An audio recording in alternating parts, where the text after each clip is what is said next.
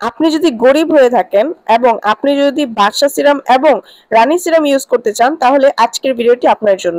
বয়সের ছাপ আমাদের স্কিনে খুব জলদি পড়ে যায় এবং স্কিনে ডালনেস নিয়ে আসে।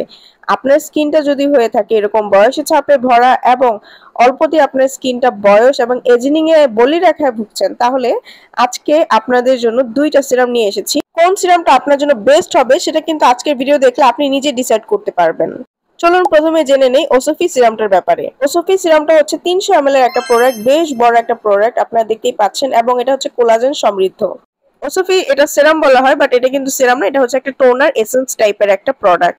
এই প্রোডাক্টের মধ্যে কিছু ইনগ্রেডিয়েন্টস অনেক ভালো দেওয়া, যেমন collagen, hyaluronic acid, vitamin C, aloe vera এবং গ্লিসারিন। এই কয়টা ইনগ্রেডিয়েন্টস থাকার কারণে আপনার স্কিনটা প্রচন্ড বেশি ব্রাইট করতে, গ্লো করতে এবং আপনার স্কিনটার অ্যান্টি এজিং এর মাত্রাটা কমাতে খুব ভালো কাজ করে, স্কিনটা টান টান করে। এই প্রোডাক্টটা অরিজিনালটা পেয়ে যাবেন পিঙ্ক লিপ গার্লস পেজে খুবই খুবই খুবই রিজনেবল প্রাইসের মধ্যে। আরেকটা কথা হচ্ছে এই সিরামটা কিন্তু 3W ক্লিনিকের ওই সিরামটা থেকে একটু কম দাম। এখন তাহলে চলুন জেনে নেই 3W ক্লিনিকের এই সিরামটা কেমন হবে।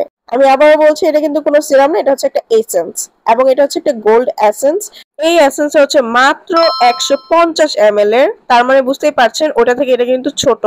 এটার মধ্যে কিছু ইনগ্রেডিয়েন্টস রয়েছে যেটার জন্য আপনার স্কিনটাতে অনেক ভালো একটা রেজাল্ট নিয়ে আসে।